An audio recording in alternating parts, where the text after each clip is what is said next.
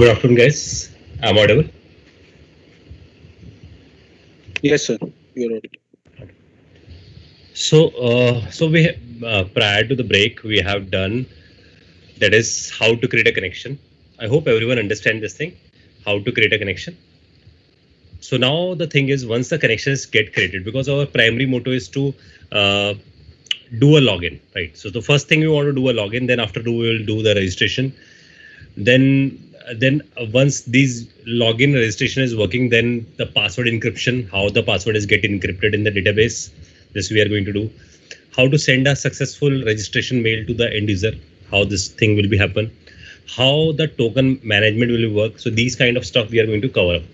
So one after another. So the first thing is we created a connection. Now we want to connect to the database. I mean, from here I have the database, and inside the database I have something called users, and inside the user I have the submit and the password. Right? I want to do a login first of all. So the first thing is I create a connection. Now the second important thing is once the connection is get created, I need to specify the schema, right? Because the thing is, whatever I have done in the command line from here, this is only needed once your data is filled by your application. I mean, with the React, Node, and Express. Once this is get filled and you want to verify the data is correctly filled in the database or not, if you want to do any database query related stuff, then you need to go here. Otherwise, rest of the things is take care by the code itself.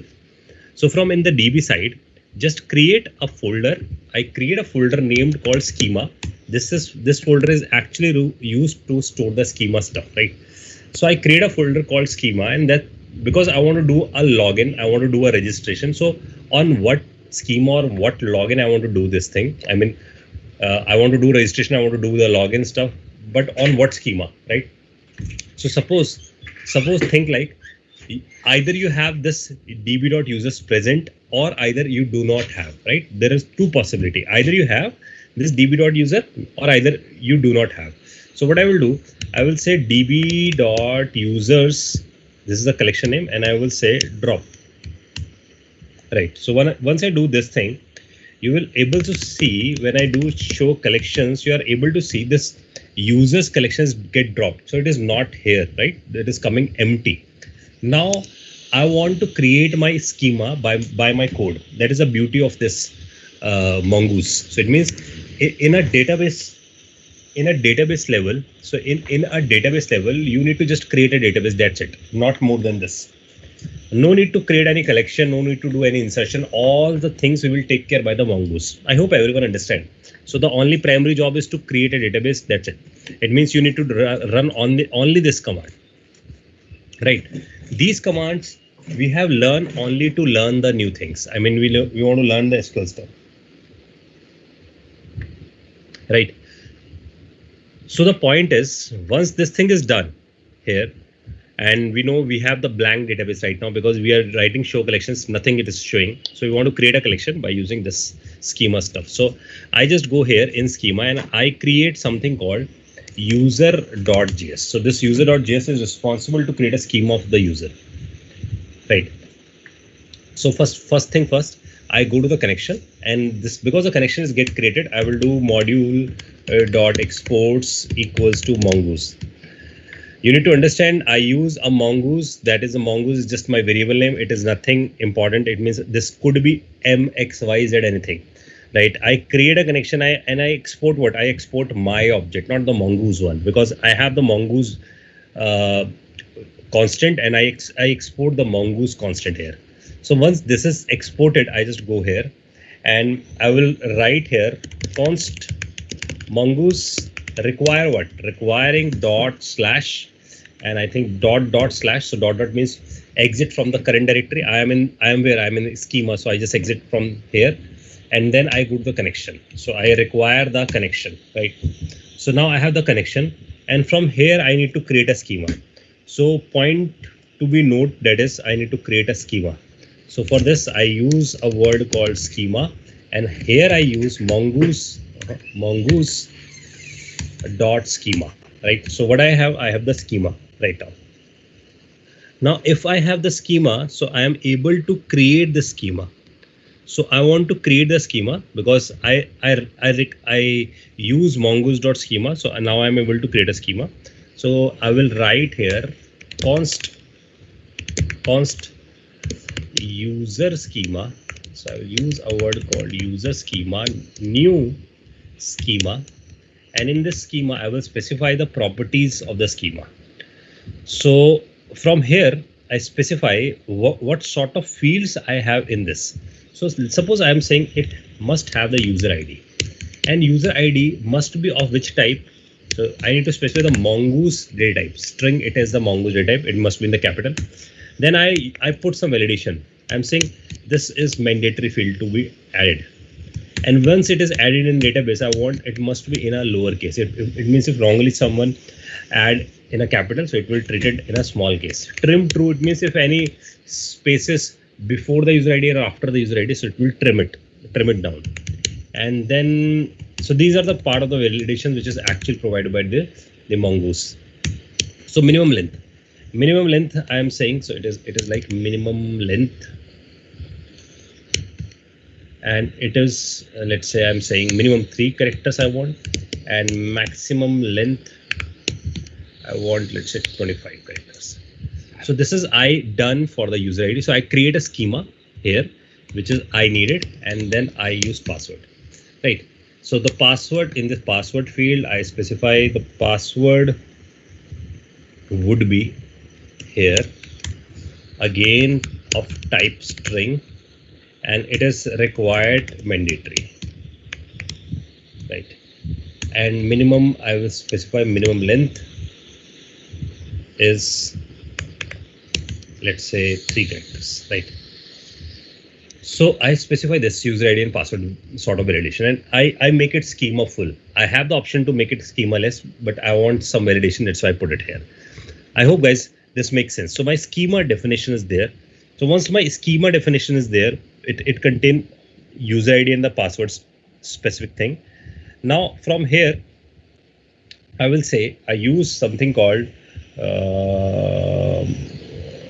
mongoose, right? So I do not need this thing, right? I just come and delete this thing.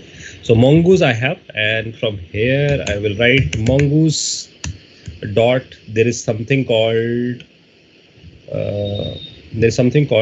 model, right? In model I will specify the name of the collection, so it will become a users. And from here I will say this is a user schema, so I just make it in this form because it's an object. So I start with camel case and then comma user schema, and once I done this thing, it returns something. So it return me const user model, right? Now the important point here, first you refer to the connection. So you have the connection of the database. That is the first thing. Once you have the connection, you are using mongoose.schema. It means now you have the schema structure. So you created the schema structure. You are saying in my schema, you know that's a table structure, right? So we specify the structure, and you already know it's a schema less, but we have the feature I can use schema. It's a hybrid one, right? So when I need it, I need it. If I don't want, I just make it empty. So I'm saying user ID, and I need this field and this validation and the password. And once I done this thing, then I'm saying mongoose.model. So it means what I'm saying here, users means I want to create a collection with the name of this. So it is going to create a collection of name of this, right?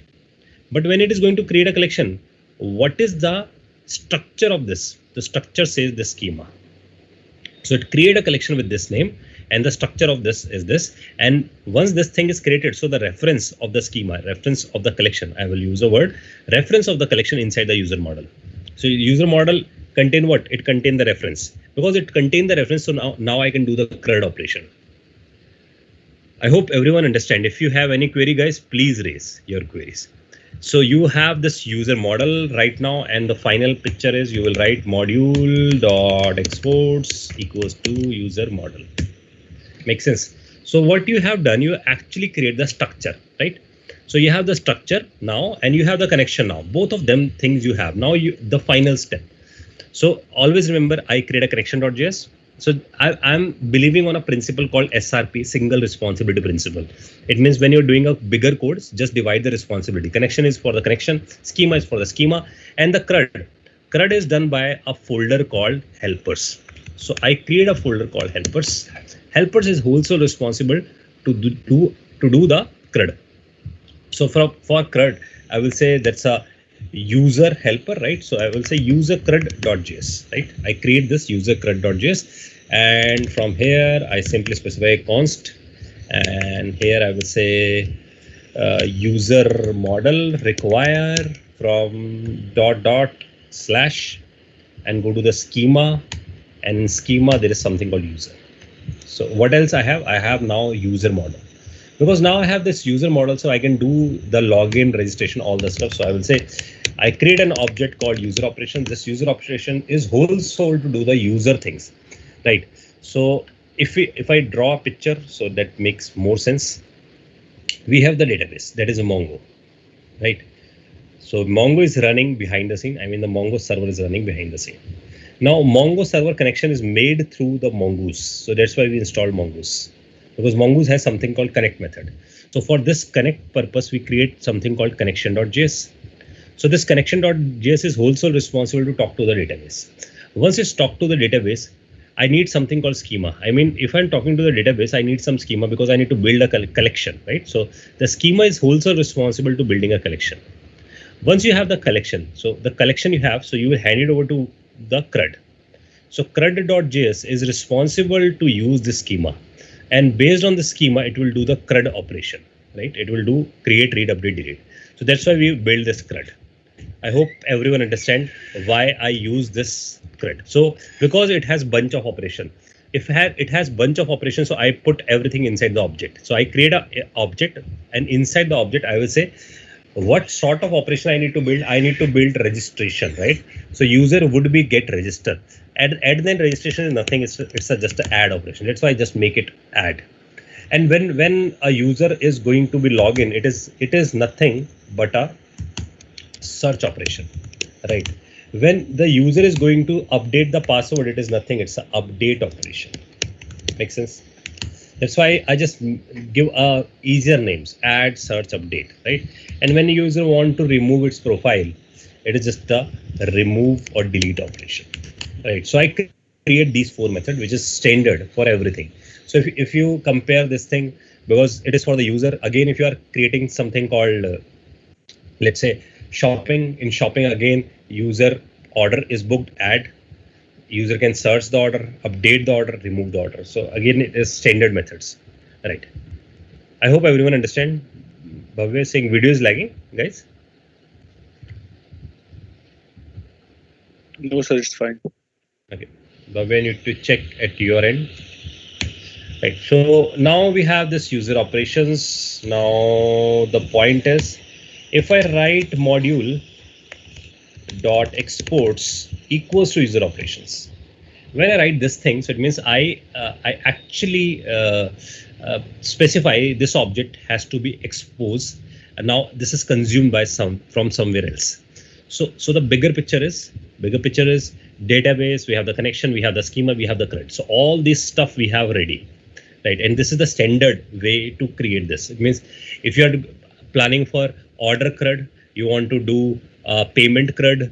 So all of the CRUDs will be get created, and all of the schema will be get created. So you need, all of you understand, there are plenty of schema will be get created, plenty of CRUD will be get created, but connection is wholesale one, right? So now we have this user operation. So first operation I want to write, that is I want to register a user, and then I want to log in a user, because right now I do not have any collection behind the scene. So if you just go here and check this out, you actually drop your collection. So you do not have the collection. So you need to build a collection. That's why when you write show collections, it is giving empty.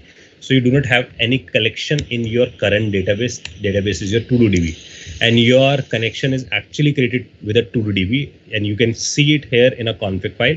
It is actually connected to to-do-db, and it does not have any collection. So collection I want to create first of all. So it means I need to insert something. So what I need to insert? I need to insert the user ID and the password, and it could be user ID, password, name, gender, address, hobbies. So many stuff can be there. So that's why I use a word called user object. So it means I want to store what? I want to store a user object. Makes sense? So I will say where I want to store. I want to store it in a user model. How I want to store a user model? Because if you just check it out, the schema is actually exporting what? User model. User model contain what? Collection name and the structure of the collection, right? That's why we exported user model. So it means if I'm using a user model, it is nothing, it's a collection. So I use the inbuilt method that is called user model dot create. That's it. That's it. This is the only thing I need to use.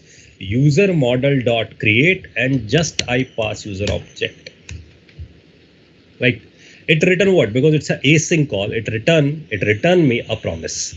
So I will have let promise. Because I have the promise, so I just return a promise. Make sense? So it return a promise. I hope guys you understand this thing. So it is pretty much easy. If you just see, I need to just write user model and it has predefined function and then user object. Nirosha, what do you not understand? I hope you understand the schema part, because I borrow this user model from where? From the schema. Because I create a connection, I create a schema. Once I have the schema, so schema has a reference of the collection, because I requested to create a collection. So it is going to create a collection. Makes sense? So we have the collection, and the collection is stored where? In the user model. Because I have the user model right now and I export it, so I actually require it in the user CRUD. So the user CRUD is also responsible to do the CRUD operation. So create, read, update, date operation. So I use user model and I use a method called create. And then I just pass user object. This user object is a black box right now. How this user object will become, we will see later on. But assuming it, user object contain user ID and password, because it's an object. So it contain both of the thing, user ID and password. Both of them actually inside it. We just assume it, right? How this will, we will correct it. And once, because it is, when I'm writing user model.create, so it means I am saying user model just do insertion. So it means do insertion. How? It's your responsibility because you are a mongoose. So mongoose responsibility to do an insertion, but I call create and I pass my object.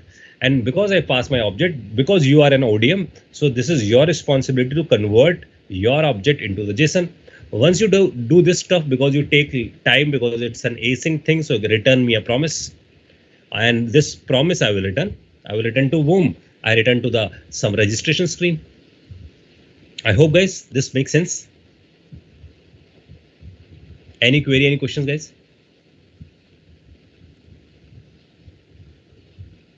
So Bhavya will add automatically create collection. Yes, because when it is running, it is demanding for this user model first time. Because if you just see, first time I am requiring a user model, because I do this thing, require this thing. When I require this thing, so it automatically jump to this statement, right?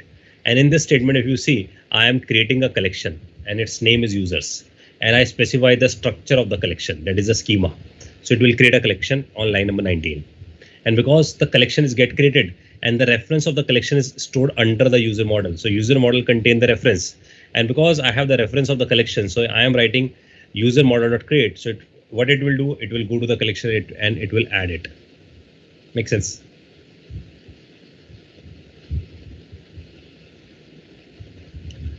So guys, this is how this thing is working. So now you are actually returning a promise, and whatever the promises get returned, it is handed over to the calling point. So now the question is, who is become a calling point, right? So now the calling point is, it means who is going to call the CRUD? The answer is route, right? So it means there would be a route for registration, right? And you know this route is actually where it is in app.js. It means app.js is talking to this route by method called use. So it's talk to the route. Route will take the parameter from the request, right? You already know. It take the parameter from request and request.body. We already done this thing yesterday. So request.body will take the data, and whatever the data is coming from the request.body, we fill it in object. Fill it in object. So we fill it in an object. Once it is fill it, I will hand it over to this CRUD. Make sense? So this is the steps which is going behind the scene.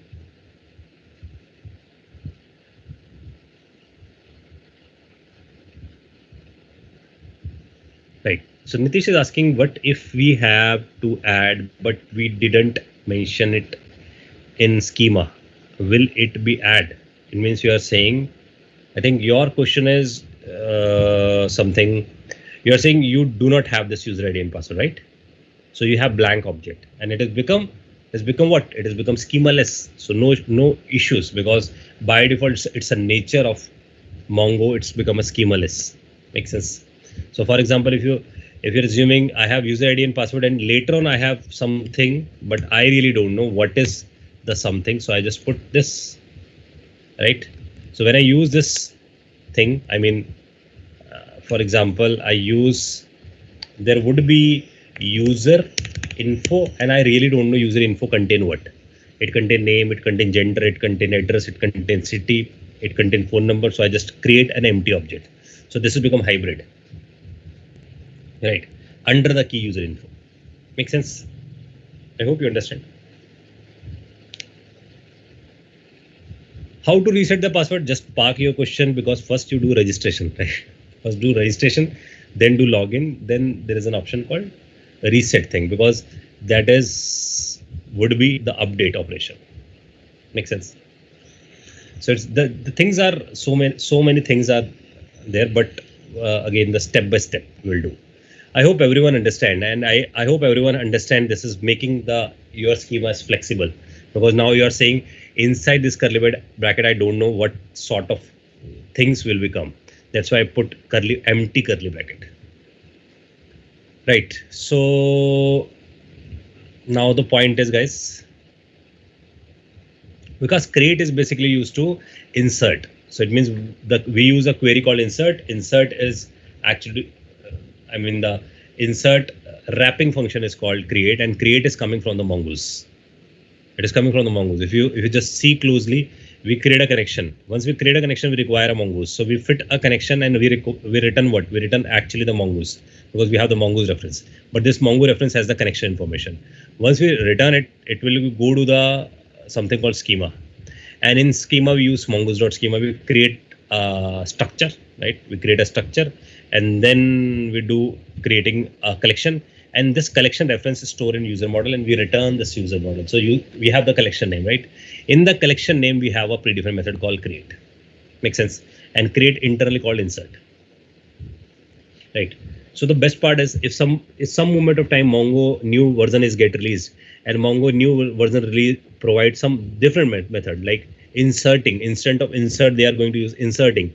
So you need not to change your code, because you are actually using a wrapping function. You're using a create internally called insert. So if some moment of time Mongo will change the function name, it doesn't matter for us, because anywhere we are calling create, because that's why I'm using a word, it's a wrapper. Right. So Nitesh is asking if it is an empty. So I'm saying just create new schema with empty object. That's it. Right. It means you're saying I have the schema, because if you not use this schema stuff, so you cannot specify the structure of the collection, right? You cannot specify the name of the collection. That's why your schema would be the empty object if you don't want to specify user ID password. Right. So this is only and only required when it is too dynamic. It means the data is too much dynamic. But in practical world, it would be hybrid. Right. So like user ID and password is a mandatory field, and it has to be given, but user info field might be there or not. That's why I make it hybrid. I hope everyone understand this thing, and I hope everyone understand it return a promise. And once it return a promise, now the point is it is called by whom? It is actually called by the route, right? So we go back to the route section. Route. Route is where? This one, user route. Because if you understand the beauty of this mongoose is, so you understand if, for example, the code, if you shift it to my machine, and suppose my machine is running on some different Linux environment, and I have the only Mongo database. And when you run your code first time, it will create a schema automatically. So instead of creating manually, right? So think about if you selling a software to different customers, and your application has a power to create a schema automatically. So you do not have any headache to create a database dump. Makes sense? Otherwise, if you heard about in Java, there is something called JDBC. So you need to just first create a table there and then you can access it.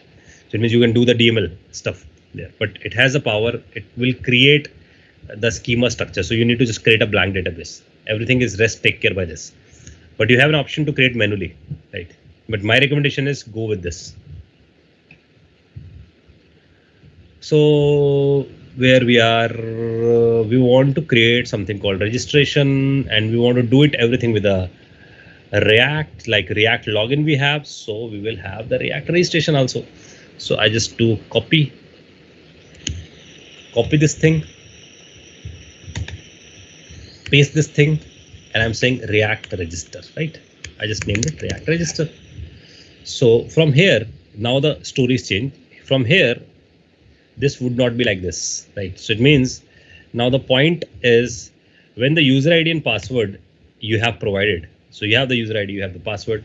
Now once you have this user ID and password, you need to hand it over to whom? You hand it over to the user CRUD. But user CRUD accept what? It accept what? It accept an object. So because you need an object, so the good way out is you go to the web app folder and just create a folder called models, right? I create a folder called models, and inside the models I just create user.js. What is the responsibility of this?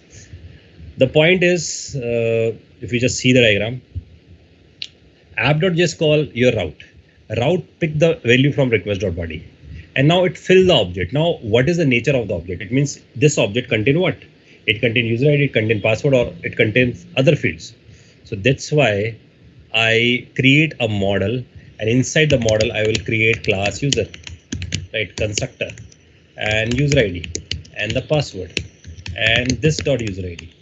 So I create my own class, and this class is also responsible to do these basic stuff, right? So this dot user ID, this dot password, everything is here. Now module dot exports user. So this is actually required to passing the data from route to CRUD, right? So it's you can treat it like it's an intermediate layer.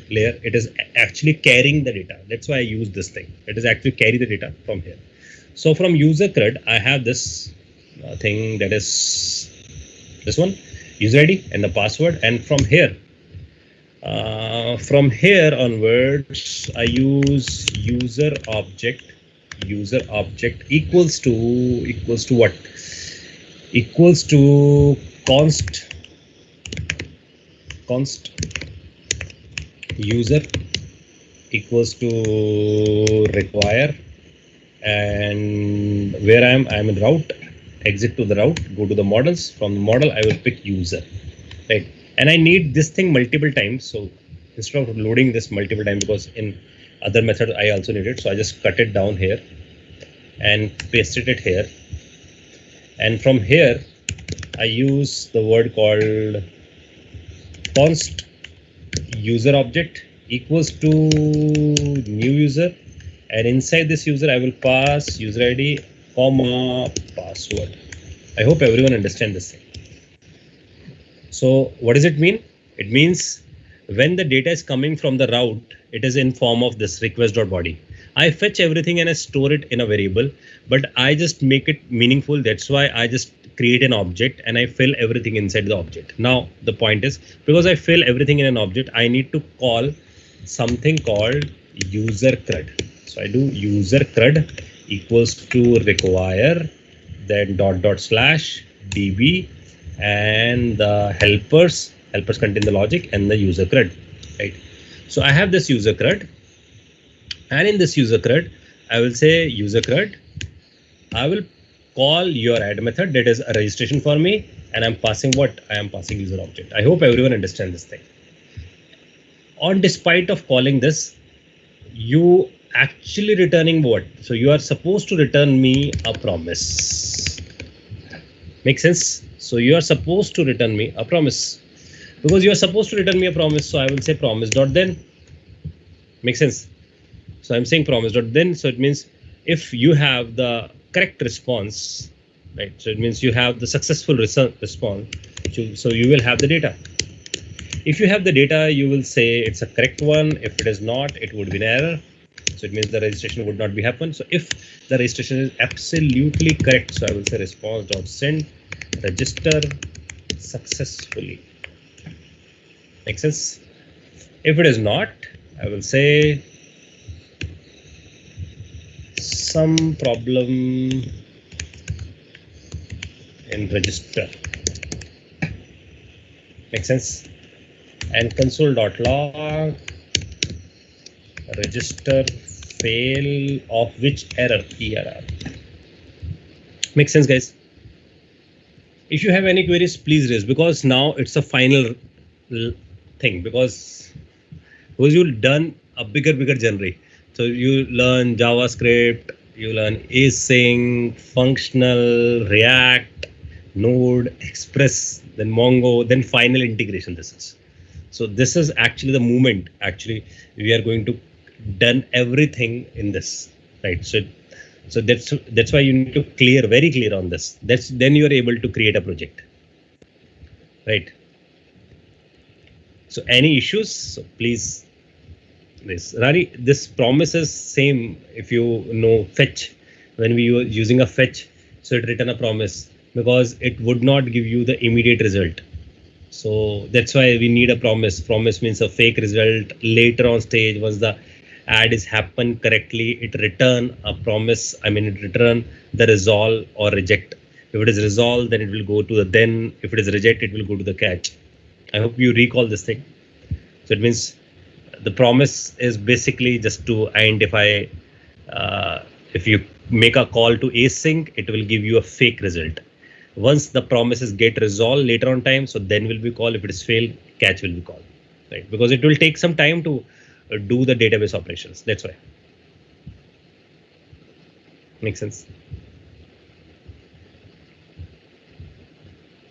User object is basically, think about, these two things are different, right? This user CRUD is wholesale responsible to do the CRUD operation. If we circulate out this thing, so it is a different operation. This is actually for connecting with the front side. I mean, it talk to the front layer, right? So it talk to the front layer, borrow the data. So it borrow the data from where? From request.body. So it borrow data from here. That's why I fill up everything in an object. That's why I fill up everything in an object. That's why I create a user.js as a class file. Because we know the object is created from the class and we know it's a sugar coated code, right? So we create a class and this class is also responsible to create an object. Once the object is get created, so all the request things is stored where? Inside the object. And we pass this object to the CRUD, right? We pass this object to the CRUD. So it is, if you, Chetan, you can compare this thing. For example, if your friend is want, let's say 5 or 6 books with you. So if your friend is want 5 to 6 books and plus it want a pen, paper, and suppose a one laptop, so you will create a bag and you can put everything in a bag and then you hand it over a bag. Same here, I create an object, I put everything inside an object and then I hand it over an object to user CRUD. But the point is how you can create an object. To create an object, you need user. That's why I create a class called user.js. And because user.js is a model, because it's just a structure, that's why I use a model word. I hope you understand why I use user object. If I am not using a user object, I need to pass one by one argument, right? So if, for example, if I have, let's suppose I have 20 arguments, so I need to pass it in a function, so I cannot remember it. That's why the good convention is fill it everything in an object. That's why treat an object like a bag. So you fill everything in a bag and then you pass the bag, right? And to create a bag, you need a model. I mean, you need a class, right? I hope everyone understands this thing. So any doubt, any question in your mind, so you feel free to raise. So always, guys, treat training like a net practice. It's like a net practice. On net practice, every player use new kind of shots, right? It means every question is valid in a net practice. But when you are on interview, it is like a match. It is not a net practice. You cannot do wrong things there. But here you can do wrong things. You can ask any question which is valid or not, right? So I can correct it. I hope everyone understand this thing. It means this is the bigger picture you must aware about it. It means the app.js picking the data, hand it over to route, fetch the data from the body, fill the object, hand it over to the CRUD, uh, actually doing the CRUD operation, but with the help of schema with the help of the connection, and connection is talking to the database, right? So that is why the applications get structured. But we are passing the argument, but we are passing one argument instead of passing 10 arguments. So if you have 10 arguments, you're passing one by one instead of passing in an object, right? That's why I'm using a word called bag. So it means if you're handing over 10 books one by one, instead of you're putting 10 books in a bag and you hand it over a bag. So indirectly, all the books are wrapped inside a bag. Same. Yeah, our object wrapped everything inside. So user ID and password is wrapped inside. I hope you understand. Right? So that's why you pass only one single object instead of passing so many things. Yeah, we have to pass one argument, not the only ones. I'm saying we have to pass only one argument instead of passing so many arguments. Right? That's why we are using this. So, hello. Yep. Am I audible? Yes. Sir I am asking कि जैसे अभी आपने बोला ना कि हम user object इसलिए बना रहे हैं क्योंकि हम बहुत सारे जैसे 10-20 आर्ग्यूमेंट्स एक ही जगह दे रहे हैं, लेकिन जब उसको यूजर करके इनिशियलाइज कर रहे हैं तो तब भी तो हम आर्ग्यूमेंट सारी दे ही रहे हैं, या तो सिर्फ हम एक बार आगे पास कर रहे हैं इसलिए. But we have the points ना, देखो it is entirely the thing is, देखो इस चीजों में थोड़ा समझते हैं, because if you learn object oriented programming, in object oriented programming, constructor is basically used to initialize the values. Think about, just forget about here this Mongo stuff and the MERN one, all stuff. Just go to the C++ style. In C++, if you are creating a class and you have 30 arguments, think about, you have 30 things inside it. So you create a class, you have 30 instance variable. How you will initialize 30 things? You will create a constructor. Constructor contain those things which is actually absolutely mandatory. It means without this user is not user. Think about, without what you are not a student. Without roll number you are not a student. Without registration number you are not student. Without class you are not a student, right? Without subject you are not student. But without a college bus you are a student. Make sense? So it means without some extracurricular activity in college you are still a student.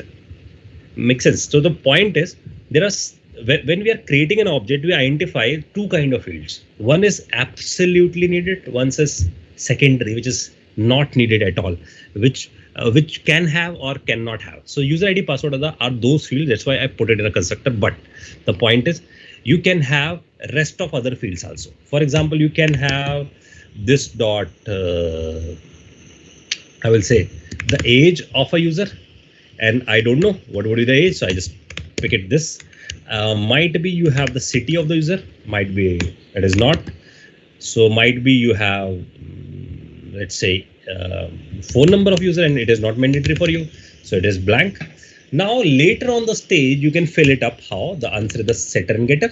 So you can use set user ID, and then you can pass user ID here, and then you can use this dot user ID. If you heard about the setter and getter, in most of the programming, the developers are using this thing. Why they are using it? Because they know the absolute mandatory field must be passed on a constructor. But if you have rest of the fields, so think about, if you have 20 fields, but 3 are mandatory. Without these 3 fields, the object cannot be the object. So you pass it in the constructor. But rest of the field you can fill it by using setter and getter. So I am just using this thing, and here I say return this dot user ID. Make sense? So I will create rest of them. I mean, like we have the user ID. So let's say I will create it for example, I will create it for the age, because user ID is set. So let's say age. So it means if someone want to pass the age later on, so how it will pass? It will be this, like user outs. You have this user object. This one is the user object. I want to later on I will enter, okay, I want an age. So I will say age equals 21. Make sense? Make sense? So it means you are passing what? You are passing 2 arguments only. Yes sir. And sir, हम ये सिर्फ एक ही बार user ID और password वो साथ साथ भेजे. अलग अलग देने की जरूरत ही नहीं. Because this is a mandatory ना, क्योंकि इसके बिना option, that's why. And rest of the fields will be passed later on. I mean, will be set later on, right? Clear, sir. So the thing is, जब भी आप कोई class create कर रहे हो, it has 20 fields. You have the setter getter for this, right? And the absolute needed fields are the part of the constructor. Right, guys. I hope everyone understand this thing. It means we have this. Now we are on this. That is, where is my routes? This one. Here I am. This is my route. And from route, I just pass user ID, password, age, and then I call the promise. Promise will let me know what will happen. And now this route, you already know this route is actually wrapped as a module, and it is exported here. You already know this thing. And it is consumed from where? From the app.js. So if you just go to the app.js, you actually require it, right? As a middleware, right? App.use. So now I want to test this thing. Is this thing is really working or not without front end? That is the point, because I write the backend. If you just see the flow, I write the app.js registration, I mean the route, the CRUD, the schema, the connection, everything I have written. And this is only for the backend because I am not touch React at all right now. This is the way out to build anything. It means if you are building a backend, so just first ensure your backend is working or not. It means you just assemble the backend thing and you already know how many files you need to modify. But the best part is this is a flow, guys. This is a flow. I am using it. So if some other developer coming in your team, you need to just teach the flow, right? So it means you need to just teach the flow. This is the flow, we are using it. Now work on this way. So now think about if you have 100 of developers, but all of them are using the same flow.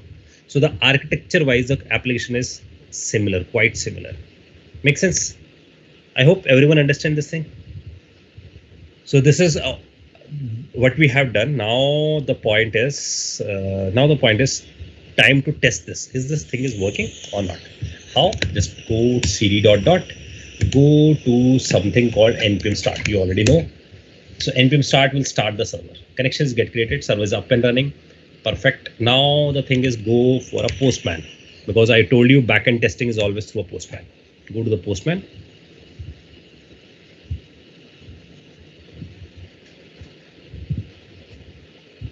From the postman side, from the postman here, you have post localhost 1234, and here you are not testing React login. You are going to test what? You are going to test a React register, right? We have created this route, React register. So I am just replacing this thing, and you know I need to pick post. Why? Because it's a post request. And as a post request, so I need to just go to the body section. And I told you, go to the raw section and go to the JSON section. And in the JSON section, you need to specify what sort of value it is going to receive. It is receive user ID and PWD. So that's why the key is user ID and PWD. Now I want to store the user ID and the password. So I say 2345. This would be, let's say, my password. And I do send. Right. So when I do send, it is saying something. So it is saying something. Maximum call stack size. It means I call somewhere recursively. That's why it is saying this thing. So set it. It is saying set. Why it is? Just check this out. Age equals to 21. Because I set this age.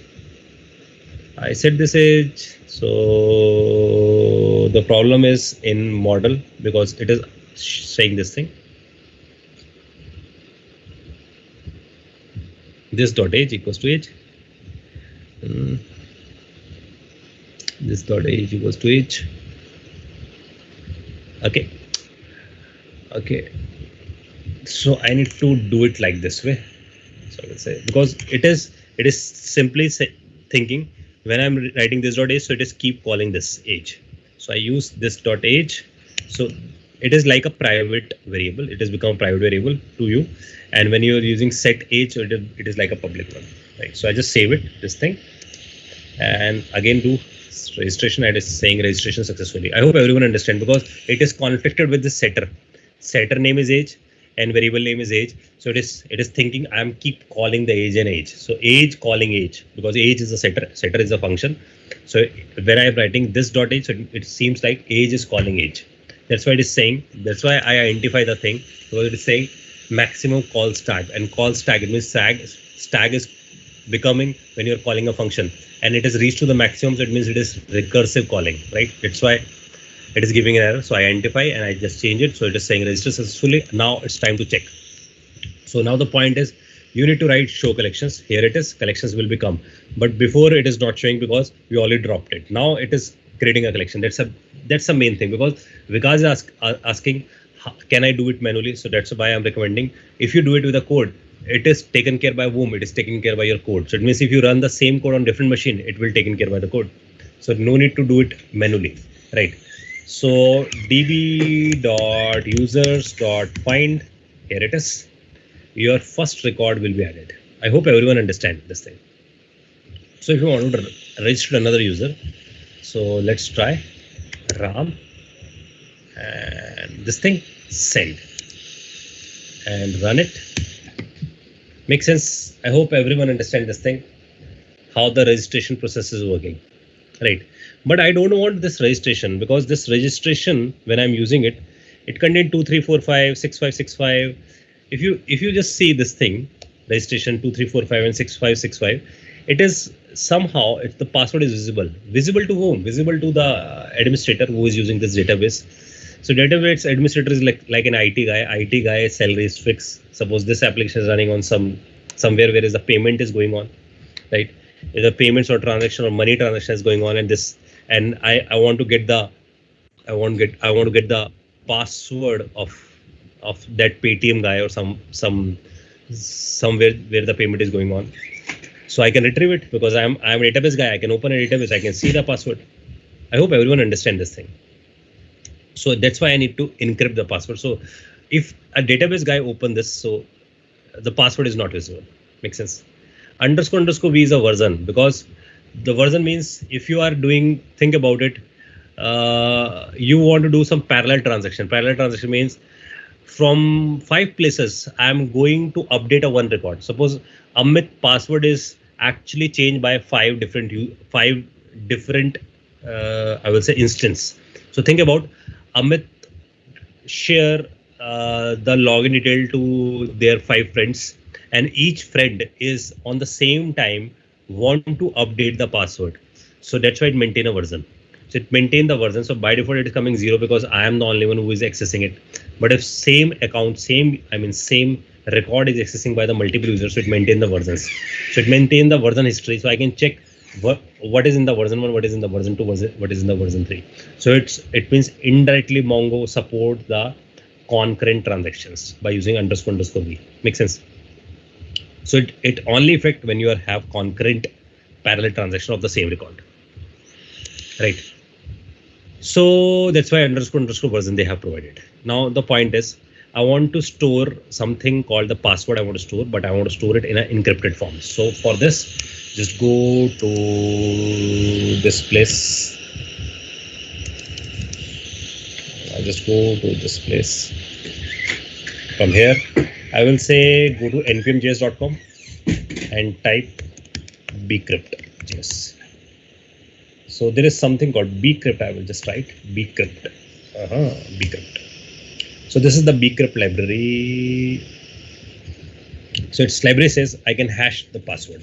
I can hash the password. So it means if you are using this, I can hash the password, and the password once it is get hashed. So it would be, is there any sample? No, it does not provide any sample. So it is get hashed. So it means if you heard about the thing called hash, so it is like if you have 3 character password and it is supposed to create 30 character hash. So for 3 character, it is having 30. If you have 23 character passwords, still it's a 30 character hash. So hash is always same. Input can be different, but the hash would be same, right? So it will do the it has a logic to do the hashing thing. So you need to just go to the npm install bcrypt, and when you go to this bcrypt sign, so from here, I just stop the server first of all, because I want to use the password encryption here. So I just do clear first of all, and from here I will type npm install bcrypt. So behind the scene in the packet.json, you have body parser, chords, express, mongo, and now you can have bcrypt. Here you have bcrypt. So now you have the bcrypt thing. So bcrypt is used for the password hashing stuff. So what I will do, because this is entirely used by so many places, because when I do the login, it is used. When I do the registration, it is used. So because it is used from the so many places, so what I will do, I will go to web app, create a folder, and just name it utils, because it's a utility for me, right? So I create a utility so my other developers can use it. So I just name this utility as a encrypt.js. So this would be an encryption.js. Makes sense? So this encryption.js, I will say const encrypt, and I will use, I first use bcrypt, right? So I use bcrypt require bcrypt, right? When you're using these kind of third-party libraries, I'm always suggesting rely on the documentation. If you don't know the documentation, you cannot write anything, right? So I use bcrypt, right? And I know there is a feature called encryption of the password. So I create encrypt operations, right? So I create encrypt operation as an object, and I want to do what? I want to do the encryption. Encryption of what? Encryption of the password. So I will pass password, right? And this password will get encrypted. So how it will get encrypted? Just see the documentation. It is saying if you want to do the encryption, there is a predefined functions they have provided. So it is saying if you want to do any encryption, there is a function called hash, right? So you use hash and you need to specify the password. That's it. It will do encryption. So I will use bcrypt dot hash, and I want hash sync, because I want, when you're doing the encryption, first do the encryption, then I will add in a database. That's why I use a sync version, right? So they have the both of the version, async and sync. So I use a sync version, and in the sync version, it is asking for the data. So this is my password, right? That's a plain password I'm specifying. Then it is asking for the salt. Salt means is basically, think about encryption. Think about the encryption is like a recipe. Like, so can I say encryption is like a curry, right? And curry taste is based on the salt. It means in every home, if we are preparing a curry, might be the way out of preparation is same, but the taste only will be get differ when the salt is changed. Make sense?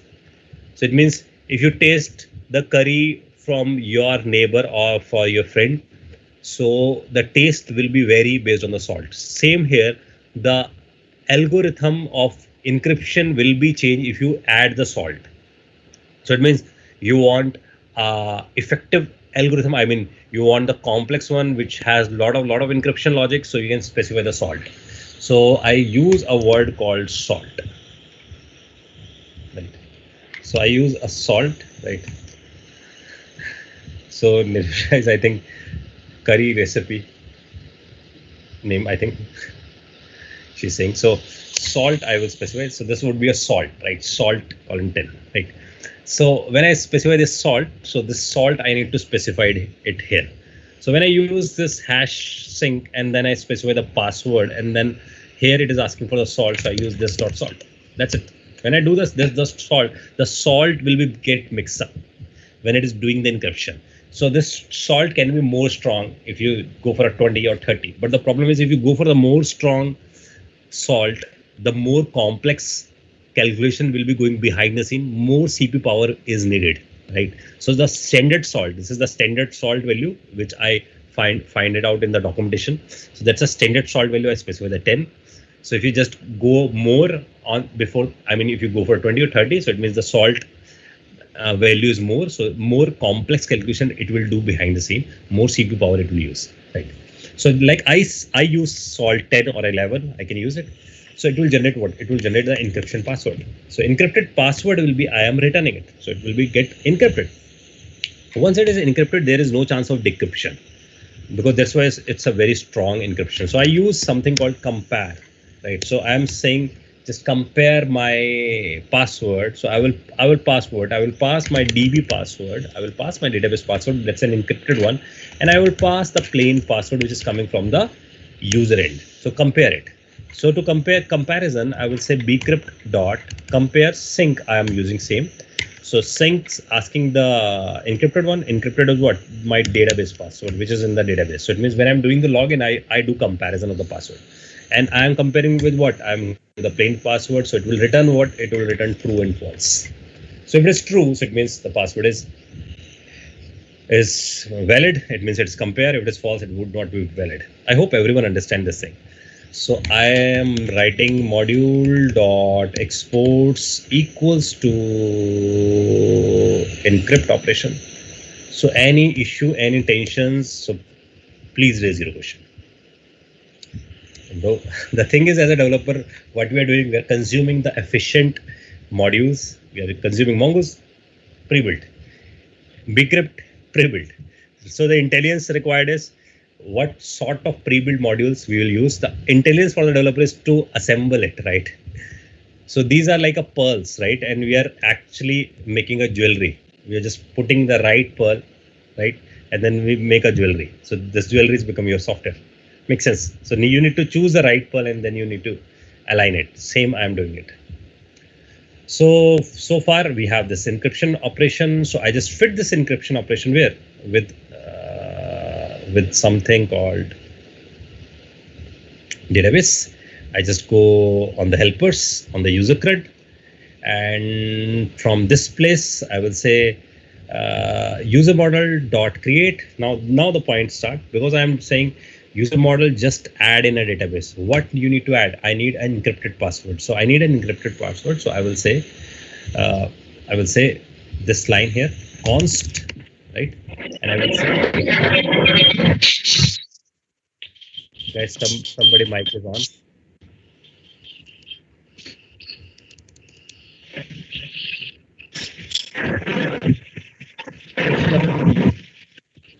Krishna, your mic is on. Can you mute yourself? All right. So encrypt is, I just go require, and in this require I just go slash yes, and then I'm here in utils. In utils I have this encrypt, right? So I'm in the user CRUD. User CRUD is inside the helper. Helper is inside the DBs. That's why I use slash. So where I am? I'm in the encrypt right now, because I am right now in the encrypt. So encrypt has a predefined function called encryption, right? So I will use encrypt obj, so it would not get confuse you. So encrypt object dot predefined function called encrypt, which we have defined it. And from here I will say user object dot password. Makes sense? So we need to ensure this thing, it has what? It has a password, right? So I will say password, right? So I have the password, and now it is going to encrypt it. Once it is get encrypted the password, I am saying user object dot password. Makes sense? So it means first it encrypt it, and once it is get encrypted, it is storing it here. I hope, guys, this makes sense. Now, when you do this thing, add, it will first encrypt and then it will write in a database. So let's check this out. Is this thing is working or not? So moving back to the database side, I will say db.users.drop. First I drop it. So it is get dropped. So just do show collection. So it's an empty. So now I want to add it. Now to add this thing, I just first start the server again. npm start, right? So it will start the node 1 and the server is get started. Now I want to test this thing, go to this area, and I want to insert RAM. RAM password is what? 6565, right? So 6565, I just do send. And the sending, it is saying register successfully. Move back to the database. And from here, I will say show collections. It is saying users is get created. So I'm saying db.users.find. And if you just see, this has become your password. So 6565 has become this. And it is now encrypted. Now, if any database guy open the database and want to check what is the user, what is the password of this user? So because it's in hash 1. So database guy even don't know. So who know the password? Who actually filled it? Make sense, guys? Any questions in your mind? This is what we are doing the backend testing, right? Right. So this is a password which we use ciphertext or encrypted one or a hashed one, right? Make sense, guys? I hope everyone understands this thing. So now the point is, guys, we need to connect this thing with the front end, right? We need to connect this thing with the front end because the backend registration code is working. And I hope everyone understand you need to test first thing with a postman. Once the everything is working with a postman, then connect with a React, right? Otherwise, it doesn't make sense because if the backend is not working, if you're connected with a React, nothing will work. So moving to the next thing, that is, we have done this everything in a web app, right? In a backend side. And now I just close all these files. So first we are confirming the registration process. Once the registration process is done, then we are moving to the login process, right? So, but before this login process, we go to the front end layer side, we go to the SRC, we go to the container side. In the container, we have to do, and we have something called login.js, right?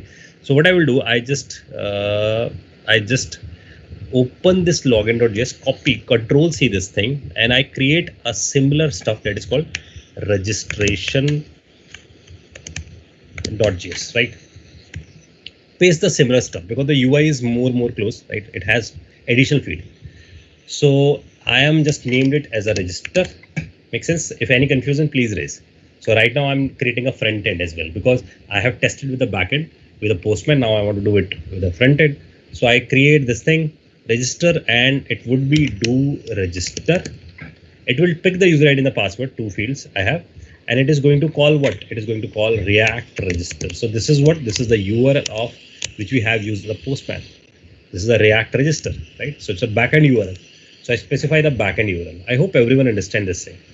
So this is a backend URL I specified. Now the thing is, it's course, you already know. Method post, already know. Application JSON, already know. Object is filled where? In user ID and password, PWD, already know. Now the fetch. Fetch will give a response. Response will give a message. Message will become, right? When the message will become, so we need to just figure it out. User routes.js. Only the thing I need to tell to this is just return me a JSON. Just return me a JSON as a backend because my front end is going to consume the JSON, right? And in the JSON, it is going to consume in message, right? In the message. And here again, message. Makes sense? And here again, curly bracket. I hope everyone understand this thing. Message, right?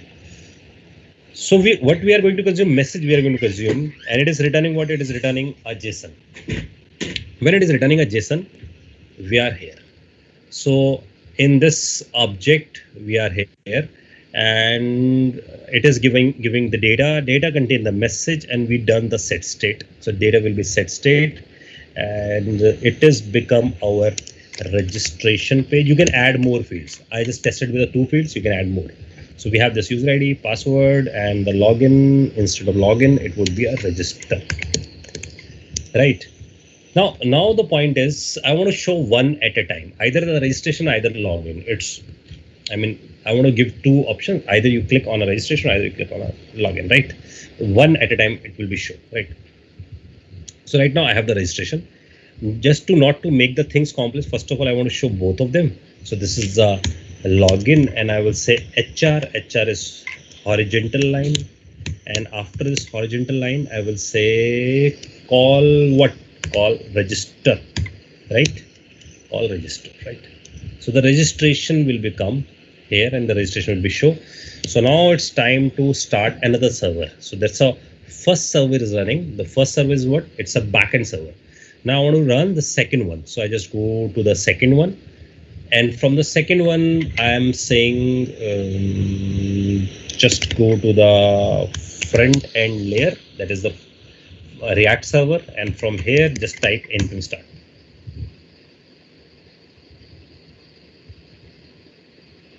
So here it is. It is going to show both of them. I'm in the login and the what is saying bind. bind is okay. Correct, absolutely correct. It is giving the error. The error is do login. Now it is no longer because we have changed to do register. Right. That's what it is giving. Makes sense. So I just make it change. It is pretty much colorful. I think it is colorful because we have done this thing. No? I think I have done some color somewhere. Huh?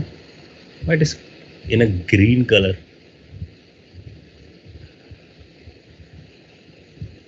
I use some inlines here, so just to show you this one, this one, right?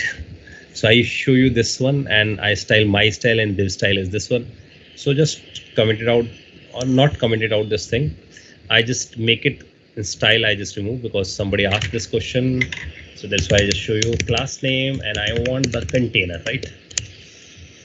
So it looks like this. But the point is, I want one thing at a one time. I hope everyone understand because it is showing two things. Make sense?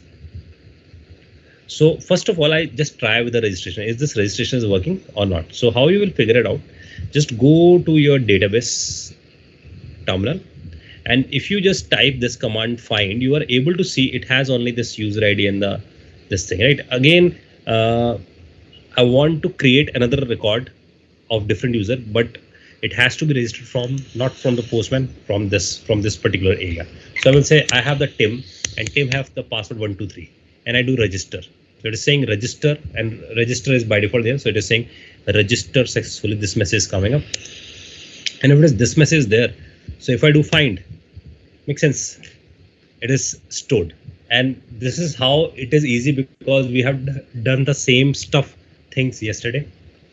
So we done the handshaking, so I just use the same handshaking thing, and the handshakings become easy. That's why I'm saying when you practice a lot, these things has become very, very easy. So this is the whole soul. React is talking to the Node Express, and it is talking to the Mongoose. Mongo is talking to the Mongo, right? So it has become full-fledged MERN, right? Now the point is, I want to show one thing at a time. Either the registration will be show, either the login will be show, not both of them.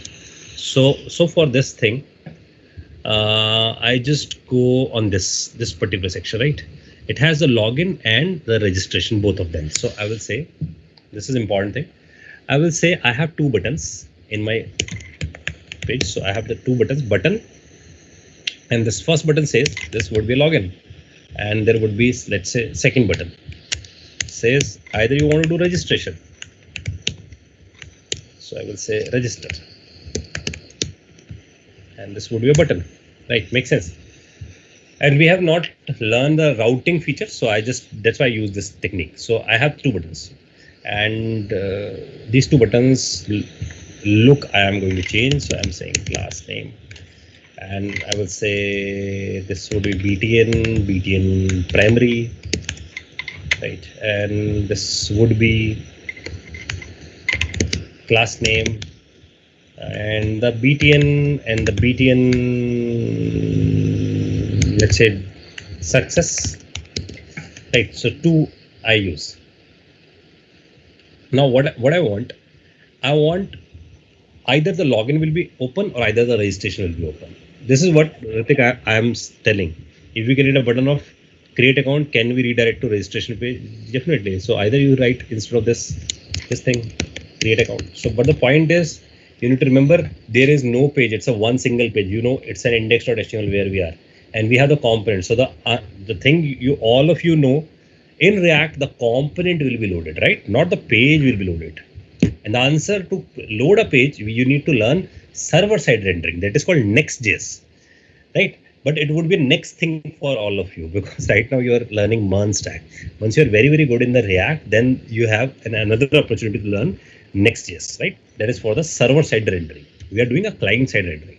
So we need to load a component instead of pages.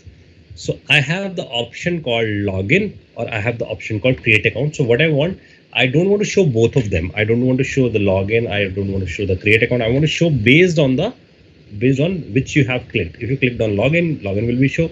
Either the create account will be show. So I use these two things, right? And from on click, I say on click, and from here I create this function, right? So the same sort of syntax I will use it here, right? And I will say from here I will say show hide. This would be my function name. Either it's show login, either it's show something else. This is what I'm suggesting, Ritik. You are asking the same thing. We cannot redirect to the next page because it's a single page application. Try to understand. It is just a component base. We can only exchanging the components, right? That's why I'm saying only the next.js, which is a server-side rendering, is open to a next new pages. It would not open a new page. It is, we are using an index.html. Index.html has the component. We can just load and unload the components.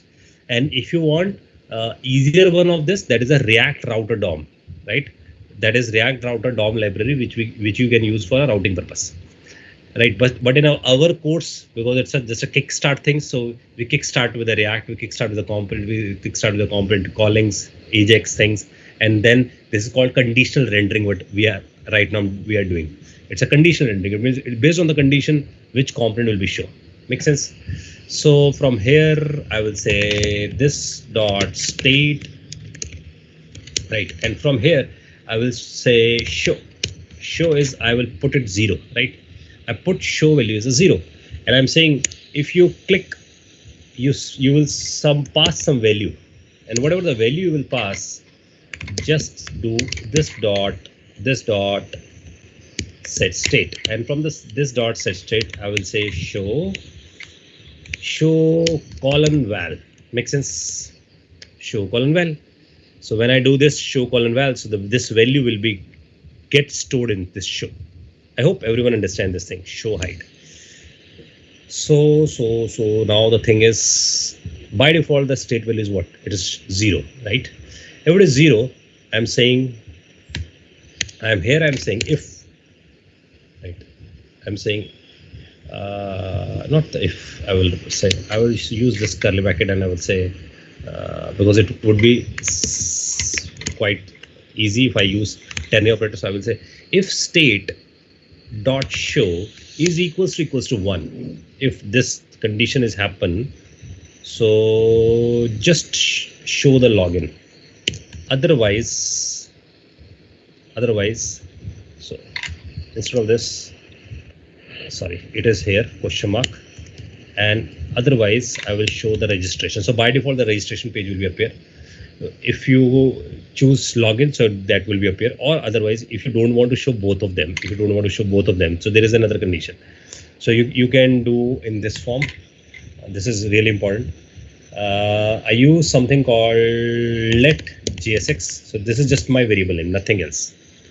So I use JSX, and I will say if the value is this dot state dot show. If the value is 1, then set the JSX as login. So it will load the login. Else if this dot state dot show is equals to 2, then load the JSX as registration. Make sense? So I just do this. So either registration, either this is login. Else, if these two cases are not matched, so the JSX would be like this, empty one, right? So the point is, when I click on a button, because I am clicking on the login one, so I will say here this dot, and the name of a function is show hide. So this dot show hide, and I will pass 1, right? If it is not the case, so I will say this dot show hide, I passed.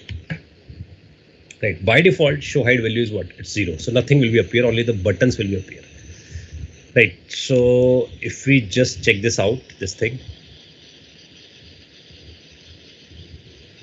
And one more thing I need to do, guys.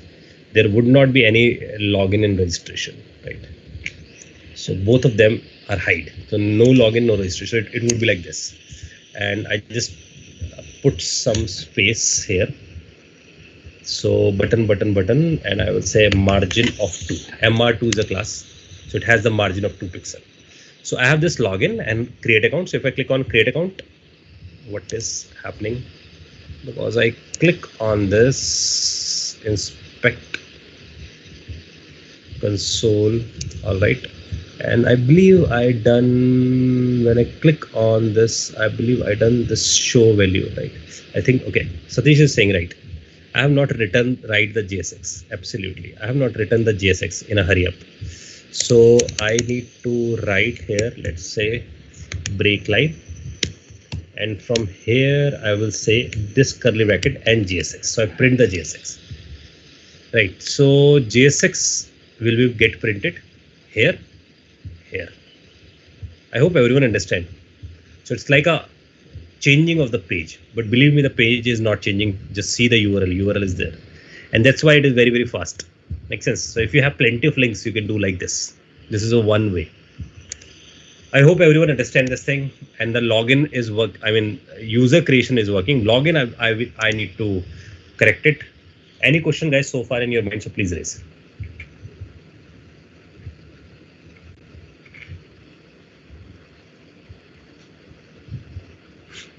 I hope everyone is able to understand, because as a developer, if you all of you want to become a developer love coding, right?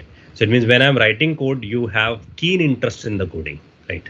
But the concept is different thing, because when I'm just telling the concept, everyone asking so many questions, right? Concept is just a theoretical section, right? Concept is also needed, but the coding is must have, because at the end of the day, if you go to any interview area, everyone, because right now these days they're asking you, if they assign you some assignment, and they will ask, just write a CRUD application and just submit it at the end of the day. So they will, in a morning time, they will assign you this kind of assignment, and they will ask at the evening time or the next day, just send the application.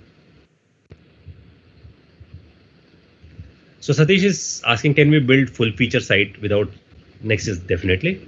Next.js is a different story, different mindset it is, right? So it's a different mindset. So it means it's primarily what sort of application you are going to build. So if you are thinking about shopping, so I'm not suggesting go for a pure React.js, go for a mix up. I mean, mix React.js with the Next.js.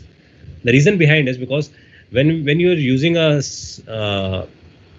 shopping is entirely based on the search engine optimization. So for the search engine optimization, if you heard about this word, because they want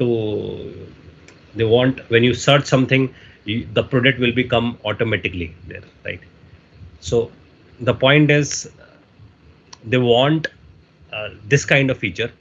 That means if I ask for a product on a Google search, I'd directly redirect to that page, but it has only one page, so you cannot redirect to that particular page. Makes sense? So if you want SEO kind of stuff, then you need a Next.js. Makes sense? Shivendra is asking how to upload. We will learn, because Shivendra, for this we need to learn some library, right? So in a node side, we need to use some library first of all, because we need to stream the data from the server.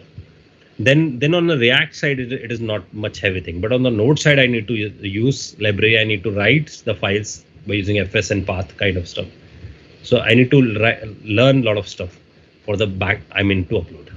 But on the React side, it is pretty much easy. So I need to just create a component to upload, and I just call it, right? So we will learn, right? So because at the end we have a time for a project also, because anyway we learn a interaction of everything. So in the project time, we can learn those stuff.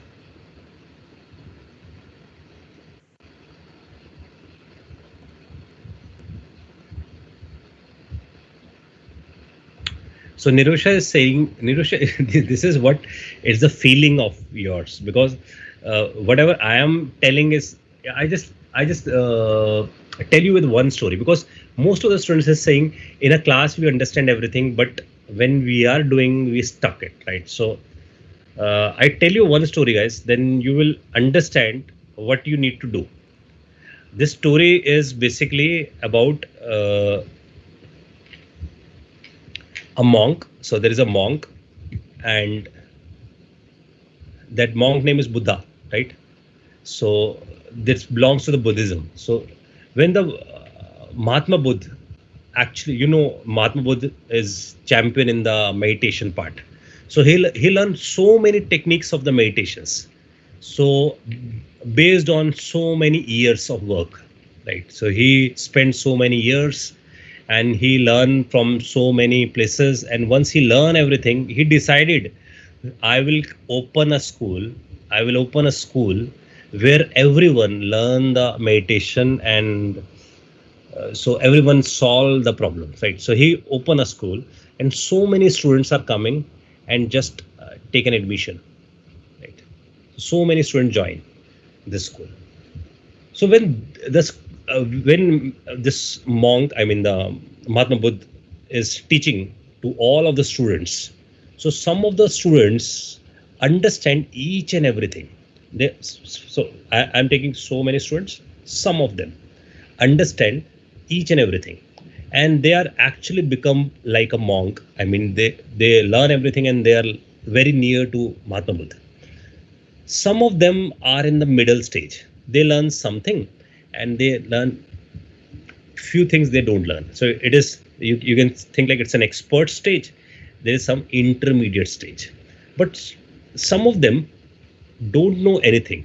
So they come in the class, they sit, but they don't understand anything.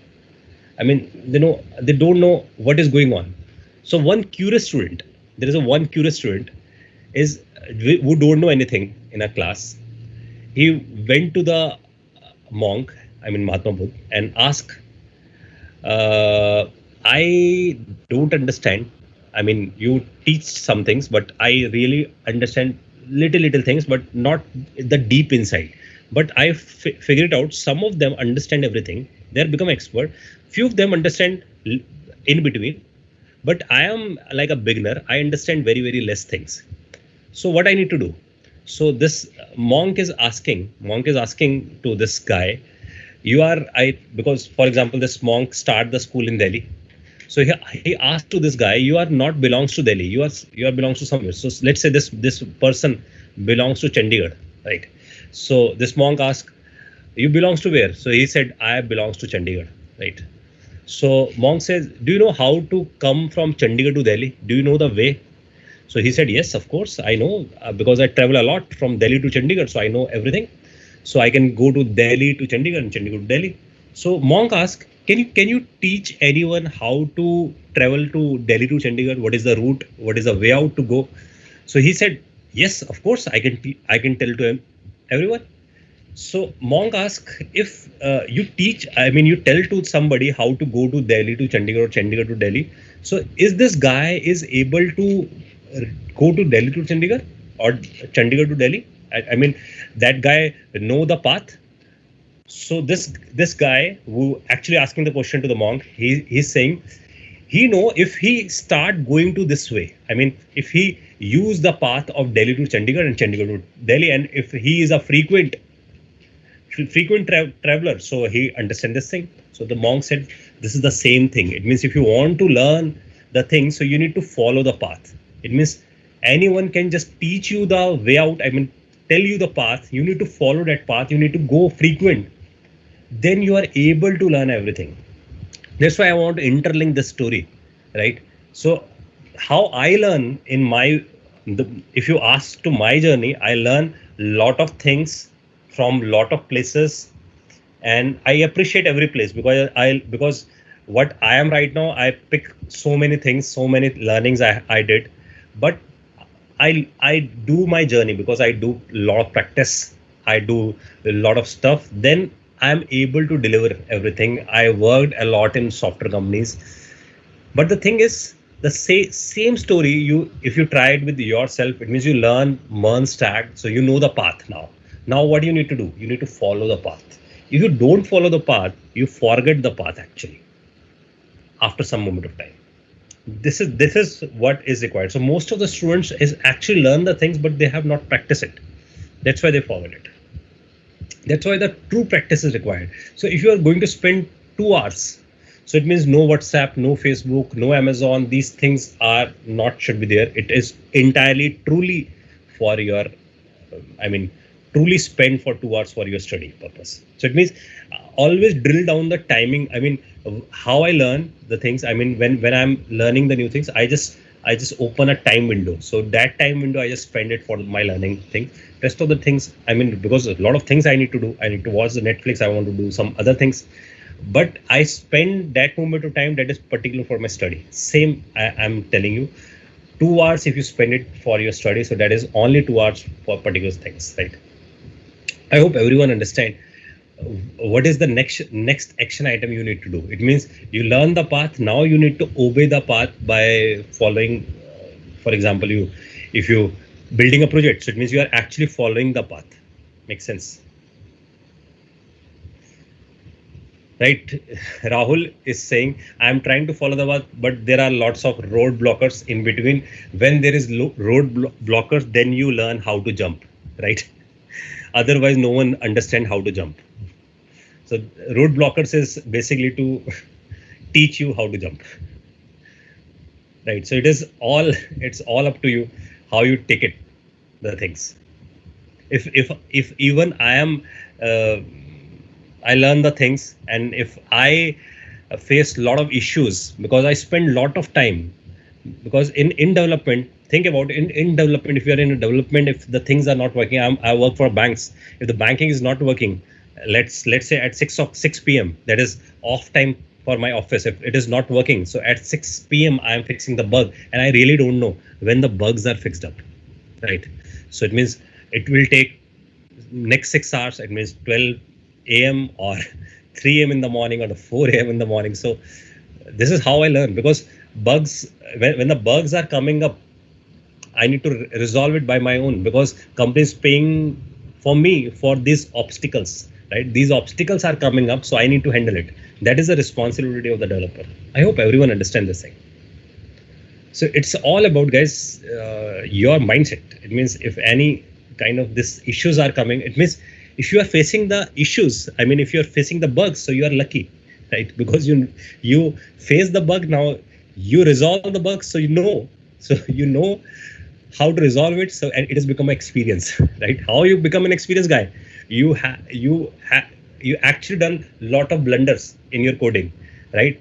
Because of a lot of blunders in your coding, then these blunders I have done, so I can teach somebody you cannot do this, right? This has become experience. This is the difference between a fresher and experienced guy, right? So now the question is, Ritik is asking, how server know that the user is login, our web is admin or customer? That is a very good question. But the thing is, if I start this thing right now, it is overdose, right? I just park your question. I just give you a glance. I just give you a glance of the thing, so you will understand what sort of journey you will face, right? So I just show you one thing, Mongo tools. Then you will understand, because in another training, I am teaching some application which is on the MERN stack, but it is actually it is a corporate batch, so they are learning these kind of things.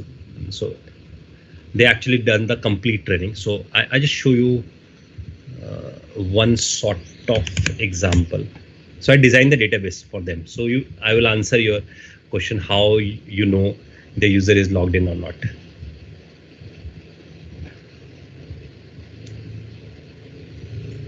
So this Mongo tools is basically, guys, is basically for designing your database stuff, right? So it means if you are working on a database, on a bigger giant database, so you need something called Mongo tools. Right, and in the Mongo tools, it is taking some time.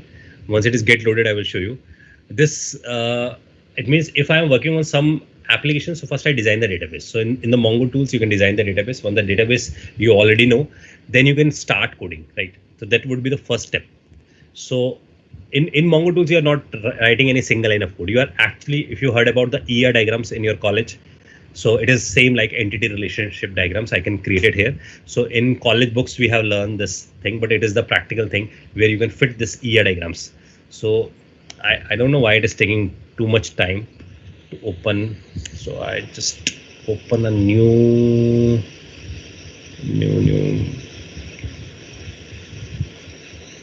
one, and I'm just pasting it up. Let me check my internet connection. So Mongo tools is somehow it's taking some time. Once it is get open. So meanwhile, I just answer your question, because if you want to identify, is this a server? I mean, it is an admin, or it's a customer, or it's a staff, or it's someone else. So you need to maintain some more collections. One collection is the role collection. One collection is the rights collection. So I will show you one example of this, because I already built this thing that is called, because what we have done, that is user registration. Now after this, I will use something called user login, that is called authentication, and then you need to understand authorization, right? So what you are asking is the authorization, not the authentication. So right now we are on the authentication. Once we've done this authentication, then I will tell you the authorization. And for authorization, you need to make 5 collections, and you need to make a join in between, right? So I will tell you this thing. Once this is get loaded, it is taking time. I don't know, might be there's some server issues on the Mongo tools. So meanwhile, once it has get loaded, I just complete the login stuff, right? The login stuff is left right now. So far we have this login thing, but the login stuff has to be completed. How it is completed, just go back to the backend side in a web app. There is a huge learning for all of you, how the backends login stuff will work. So go to the user CRUD, and here you have same thing. You will write user object, right? So you have this user object. Now the point is, you need to find this user. You need to find this user. Is this user is present or not? So the problem is, in user object, what you have the password, but that password is basically, this password is basically what? This password is not encrypted. So it's a plain password you have. So you need to compare the plain password with the database password. So it will do internal encryption, and then it will compare. We already done this thing in an encryption object, right?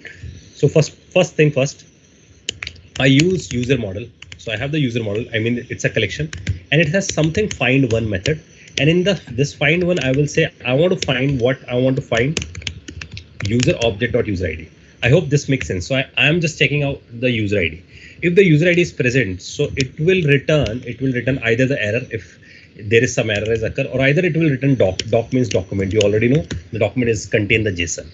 So it has a JSON here, and I am just checking out, is this doc is not empty. If this doc is not empty and doc contains some user ID, so it means the user ID is found. If the user ID is found, so I have the password in the doc. I mean, the doc contain what?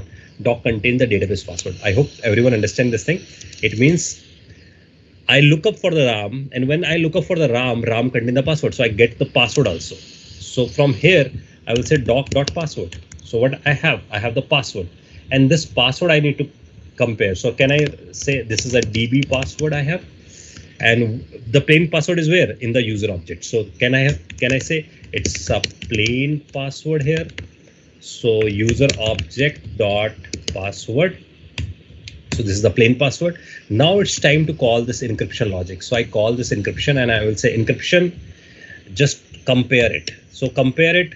I am sending you database password. This is the database password, and I am sending you the plain password. If you compare it successfully, so give me the true or false. If you give me the true false, so it means inside the if condition, I will get a true. So I just writing. I'm just writing if this thing is true, right? If encryption object dot compare is giving the true, so it means it is absolutely correct. It means if it is absolutely correct, so wrap everything in a promise, right? Wrap everything in a promise and send me the response, because this search function does not have the response. So wrap everything in a promise and return me a promise. So I will say const pr equals to new promise, and you already familiar, all of you is familiar with the syntax, and ECMA 6 and resolve and the reject. I will write it here because this function is not returning a promise. So that's why I just wrapped everything, this async stuff inside this, right? Inside the promise. And here I will say if this is get resolved, so resolve and send me something called message. Inside the message, tell me welcome plus what?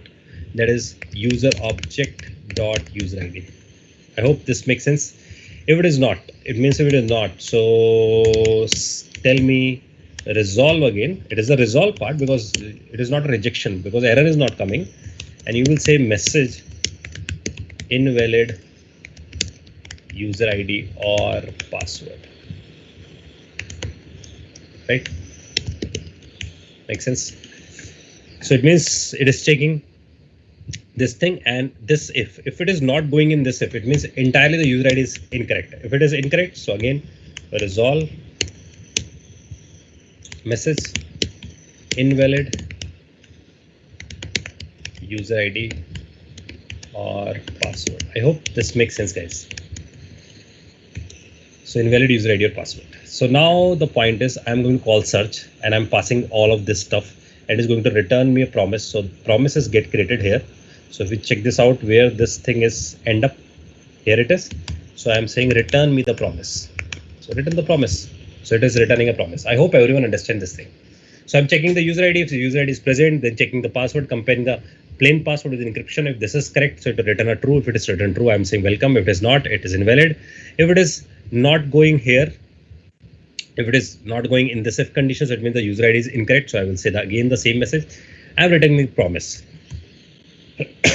When I'm returning the promise, I will go back to where I need to go back to the user routes, right? From the user route, we have the fake logic of login, right? This is the fake logic. Makes sense? So I just commented out. This is useless for me, right? So I commented out, and now the point is I will say user object equal to new user, and I will pass user ID and the password. This is the object, right? So this is a model object. We did the same thing. Now the last thing is I need to say user model dot what dot search method. I think how we can identify it's a search method. Makes sense? So user, not the user model, it's a user operation. I use incorrect word. That is user operations dot search. And inside the search, pass user object. It return what? It return promise. So I will say const promise. So I have the promise, and from here I will say promise dot then the data will become. If it is not, the catch will become, right? And whatever the data will become, I will say whatever the data you will have, because not the data, I will say the correct word, that is the response is the correct word. So response will become, and if the response will become, I will say response dot JSON. This will become. So even I can use the same thing in a await mode, right? I want to give both of the flavor. That's why I use a promise mode and the await mode, right? Await mode we already done. So this would give then and then contain the data. When you have the data, you will say I have the data. Just because I have the data, just send the response. So response dot JSON, right? So send the JSON, and the JSON will be where? If you just see here, what it is going to return? It give a message. I mean the message. It entirely giving a JSON. So can I write this thing? It contain the JSON, right? If it is not, if it is fail, so I will say response. It is entire the response, right? So response dot JSON, and the thing is message. And inside this message, I will say database issue in login, right? So there would be some database issue, and whatever the database issue is coming, I will say error. So concat the error with this. Make sense? And even I can do console.log error in login, and then I will print error. Make sense? I hope everyone understands this thing. So it is at the end, it is sending the JSON. And one more thing, guys, because this response would be get confused. So I will use res, right? Because I have another response here, right? That's why I make it res, and then I will do response.json. Now it's time to test this thing. Is this thing is working or not, right? So our backend server is running. So just ensure this thing. First of all, your server is running. So both of them are running, right? No error here. So move back to this segment. I'm here in localhost 3000, right? And I just do create account first of all, and I just want to show you what is in the find. So if you just see, the find is not readable, right? Because I have the data a lot of. So recommendation is use pretty. So if I use pretty, it is like this. So the output is in a pretty form, right? Formatted form. That's why there is a thing called pretty. So it is showing Ram and Tim. Suppose I want to register a new record. I'm saying Amit, and the password I'm writing is 123, and then I do register. So it is saying register successful. Now I go to the login, and this login I will say Amit, and I will say 123, right? And then I do login. So it is saying some issue. Response.json is not a function. Makes sense? Okay, why it is saying this thing? Response.json is not a function. I have the response. Here is the problem, right? So it is saying response.json is not a function. First of all, I will just check this out. Is the backend is having any problem? So user routes.js. Okay. Oh, oops. The point is the wrong thing I have done, and that is I use promise.then and I use response.json. This is not required because it is on a server side, right? So it is on a server side. So just omit this thing. So and somehow it is going to give a data. So it is giving a data. So data will be sent, right? That's why. Any bracket I miss? I miss something. Yeah, oops. This is double one, right? So save this thing. Makes sense. So 1, 2, 3 we have done. So let's do login. So it is saying invalid. That's an issue. It is why it's saying invalid. 1, 2, 3. I've specified. So just first I need to check. Is this Amit is registered? Amit is registered, and I don't know. It's a 1, 2, 3. So it is not telling me the correct one. The reason behind is just go back to search method first of all, right? And just to figure it out, I have the DB password, I have the plain password, right? So I will say console.log DB password, comma DB password, comma. Just this is actually just to check this out. Is this everything is going in a correct way or not, right? This is just to figure it out, this thing. So I just do login.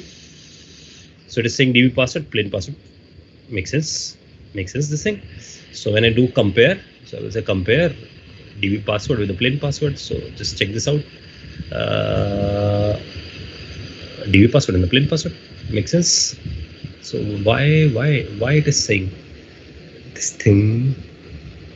So it must say invalid or valid. So it is saying invalid user ID password. Strange. So how I can figure it out this thing is correct or not? I just cut this thing. I just store this thing here, right? So I will say let result equals to this thing. I will say what is the result? Is this the result is true or false? So I will say console.log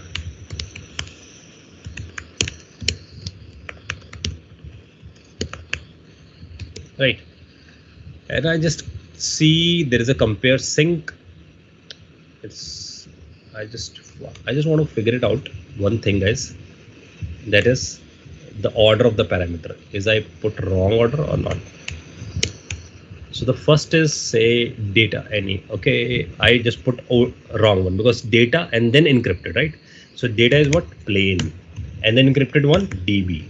Makes sense? So I type wrong parameter positions, right? So this one, right? And how I figure it out? You can even click it here, and you will see it's a normal data, and this would be the encrypted. Second one is the encrypted. I use first one is the encrypted. That's why it would not work. So let's try this out. Amit login is saying welcome. Makes sense? I hope guys everyone understand this login and registration how this is working.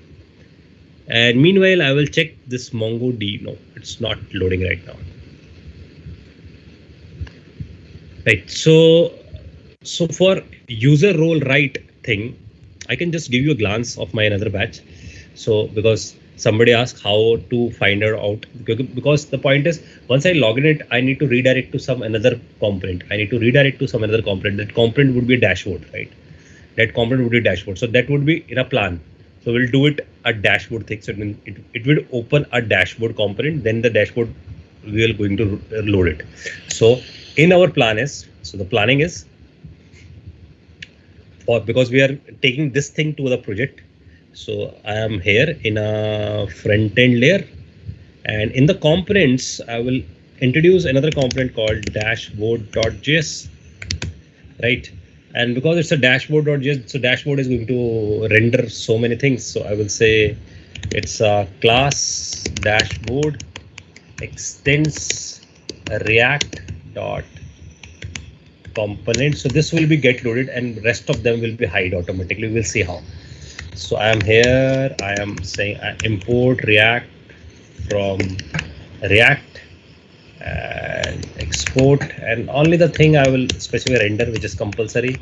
And here I will say div, and here I just simply say dashboard.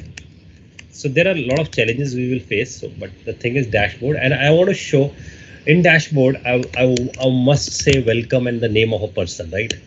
So to just show the name of a person, we know I need a constructor, and in the constructor I will use a props, and here I will use super props, right?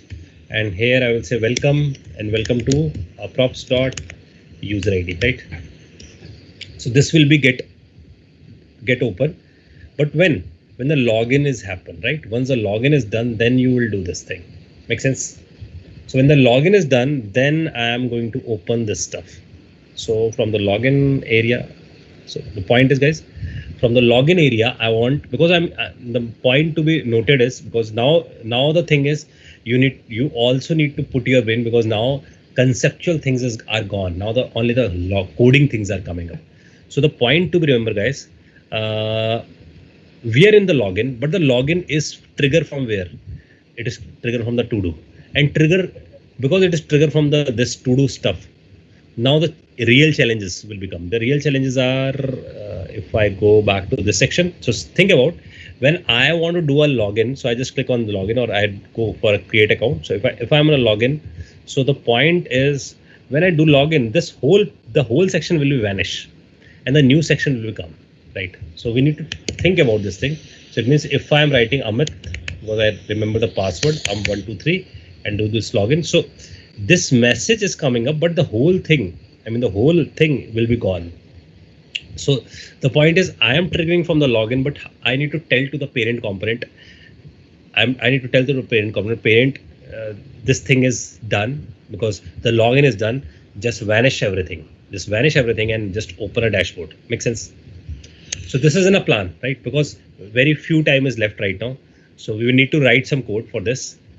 So the agenda is on a next week agenda is because we are on the project side.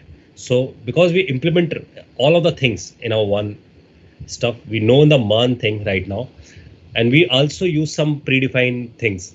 So let's say we want to upload it something, so upload library will be present. If I want to do a mailing, so the mail library will be present. So we need to integrate these libraries, and I handed over a project to all of you, and we also design some database. So we'll design some database in this Mongo kind of tools, where we design this database, and then based on the database design, we will create the application.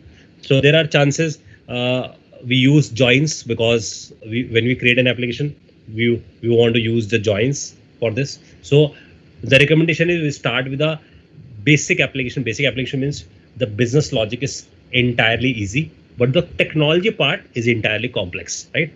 So for example, if like I spend 15 years in banking, so I know the banking terms, right? So I get trained by the company in a banking, right? So now if I am saying let's start with a banking project, so it's unfair for all of you, because first you need a business knowledge of banking. That's why I'm recommending start with a project where business knowledge is very less, right? Only the technology knowledge, because you learn from last August, we are learning what? We are learning this technology stuff, right? So we integrate with a one project. So this is an agenda. So I'm going to wrap up this thing. But before this, if you have any doubts, any queries, so please ask your questions. I hope everyone understand. So you need a practice, guys. So you need to spend this entire week for a practice. I mean, you all have done this login and registration. So if you're dreaming for a project, right? Project is like a Everest, right? But for moving to this Everest, you need to complete these basic stuff. So you are very good in writing of this code. So it means if you are easily write this code, right, without helping of GitHub code or without the videos, if you are able to write it, then the project is the easy journey. So you are able to create a project, and once you are able to create a project, you are a skilled person. It means every company want to hire you because you have the things. It means you know how to build the bigger applications. So it means the potential of the developer is basically this. It means developer know how to create the application which is used by the others. Make sense, guys? So guys, any doubt, any questions in your mind? So please raise, because now we have in half an hour for doubt session clearance.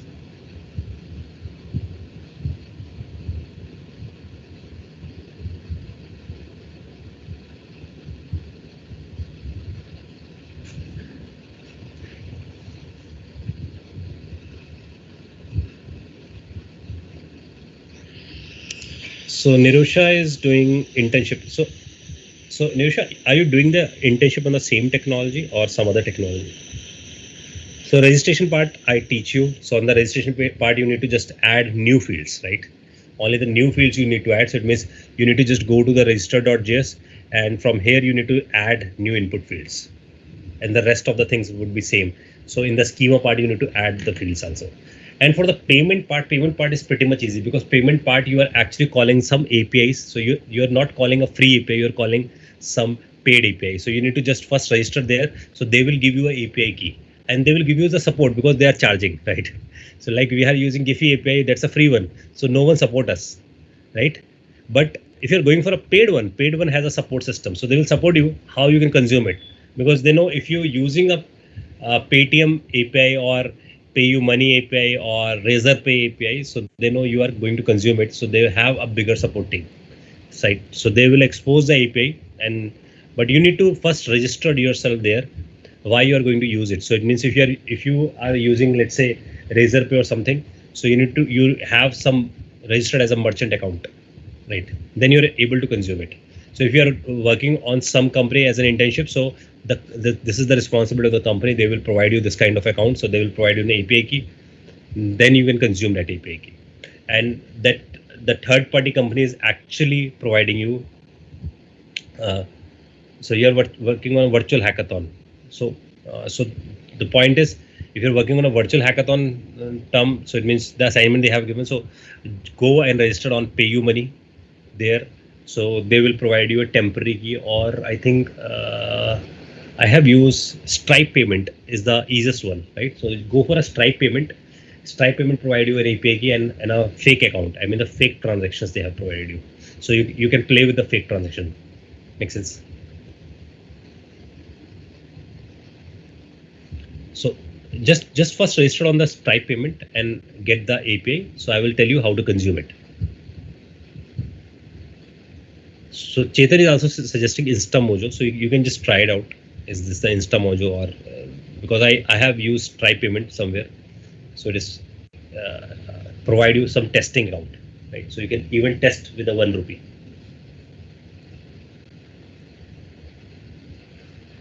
Right. So any other guys, any doubts? So meanwhile, I'm uploading the code, so you can pick the code there. So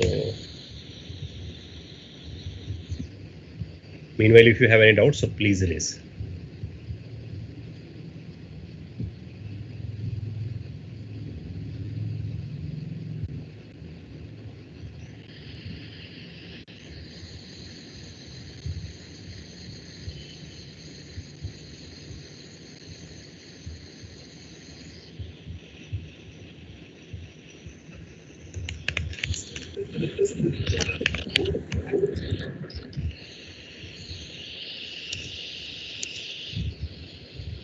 Any question, guys?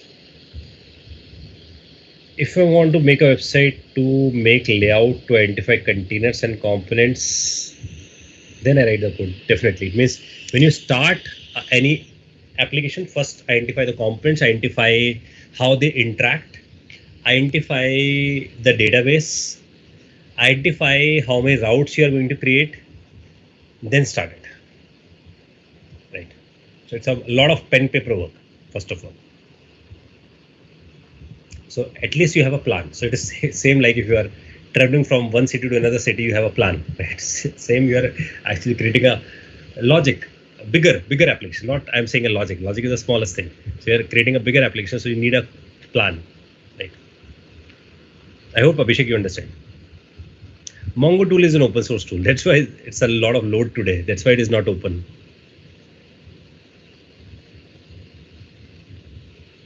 So Nift is asking how many instances of node server can we start at one time in our computer. It's all up to your computer power, right? So it's all up to your power because it depends. You have 8 GB RAM, 16 GB RAM, you have i5, you have i7, i9. It's entirely depends on your machine to machine. You have octa core, hexa core, quad core. It's entirely depends how many cores you have. So based on this, because anyway when you run it, it will occupy one thread for event loop and the 4 threads for your thread pool. So 5 threads will be get occupied. Makes sense. And if you keep running the server again and again and again, so it will make a queue because it will use a time slicing fashion, right? So meanwhile, I am going to upload. So I delete the node modules because you need to just do npm install. And in the web app again, I do uninstall this thing. So again, you need to do npm install.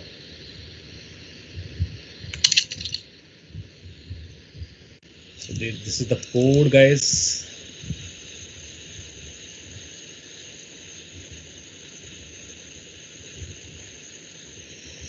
Any question? So meanwhile, this would be get uploaded. I am picking your questions.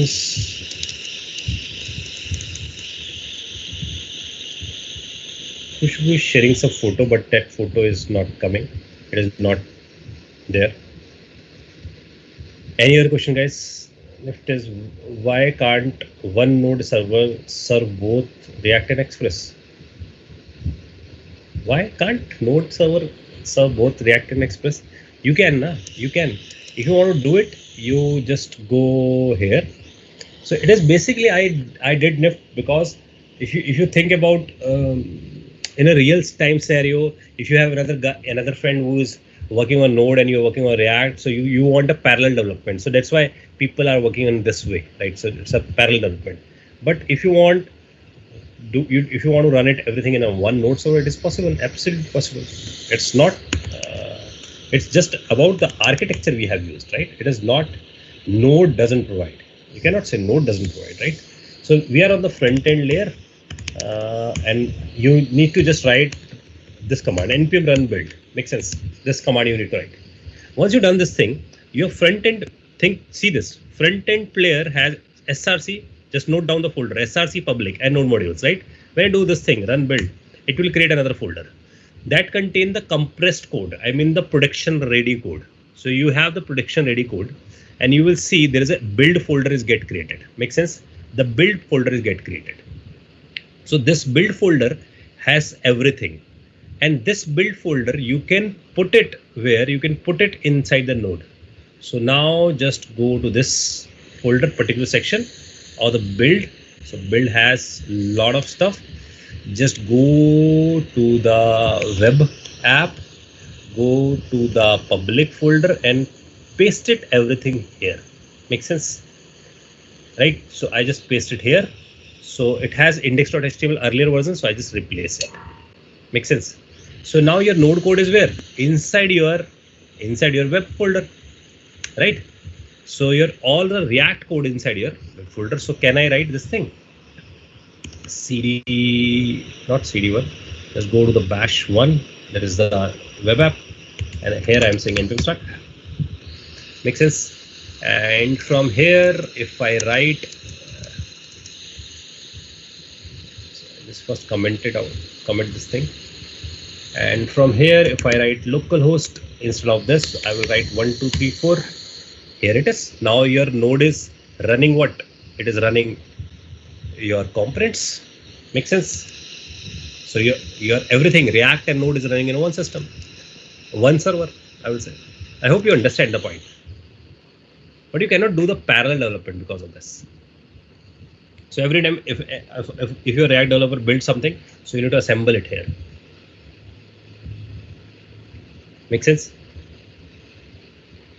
I hope you understand why there is no need, right, to start two servers. We need to segregate two things. That's why I use image. Okay, why? Which one? Abhishek, I think you are telling this Khushbu image. This one.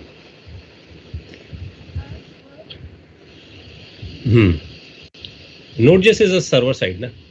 It means we are using the Node.js for server side. It just hello. It is just asking where you can use a Node.js. It is you can use it for a server side. Make sense? के अंदर none का भी तो option है, तो run time environment और server side language same होगी? No, sir. I think it has. Do not have any option of runtime. So they are just asking where you can use the Node.js. So you can use the Node.js for a server side. That's why the server side is the correct one. Makes sense. Okay, sir. Thank you.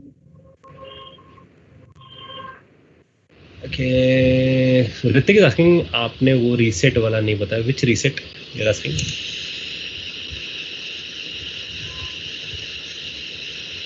Sir, password reset he is talking about. Password reset, na? We'll do this thing, na? Because another half an hour I required for password reset, because the process is for a password reset, I need to send a mail. So we need to learn first thing, that is a mail API. Like we have learned a bcrypt API. We need to learn a mail API. So we need to go to the npm first of all, and like we use bcrypt, we use a library called node mailer. We need to use this thing first, right? So first I need to teach how the node mailer will work first of all, right? So what you will do, Ritik, you can create a one fake account for a next class, right? So I will use a fake account. So fake account means fake Gmail account. I need a credential of it. So through this mail account, I will send a mail, right? So it means if you click on a forget password, the mail will be sent by the fake account. I hope you understand. So I need a node mailer. That's the first thing. Then I need another module who generate the OTP, right? So we will learn how to generate a mail and how to how to send a mail and how to generate an OTP. But we need to learn two modules for this.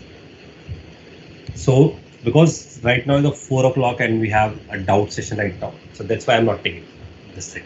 So because in a project we need this, so it's again an easiest one because it's a predefined library, so I need to just integrate it. Okay, sir.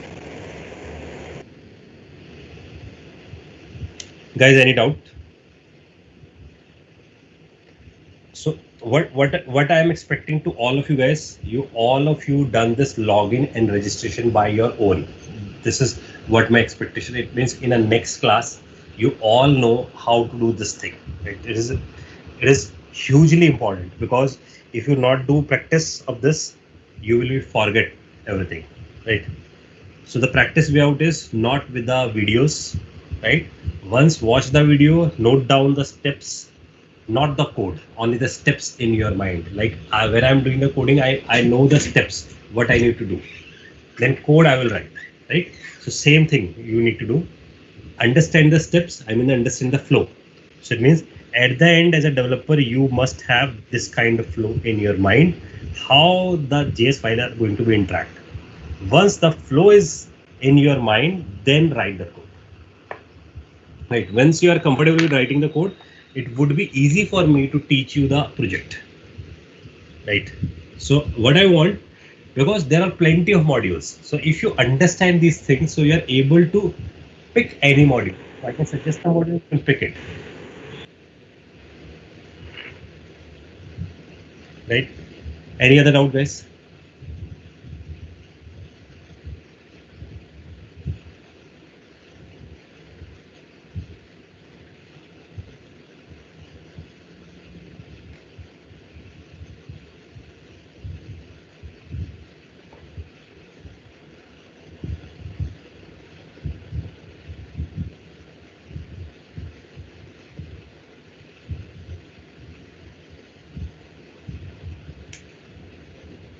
Okay, guys. So if no doubts are coming, so I'm going to leave the session, and we will meet in our next week, and we are going to start also the project work, right?